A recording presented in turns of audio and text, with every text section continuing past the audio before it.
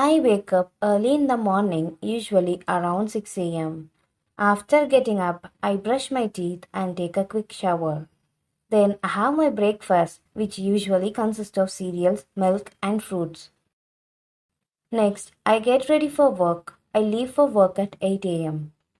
Once I am at work, I start my workday by checking my to-do list. I spend the day attending meetings, working on projects, or completing tasks.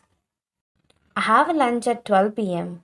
I take a break for lunch, which is usually a sandwich or a salad. After work, I try to fit in some exercise such as going for a run or doing yoga. I arrive home at 6 pm.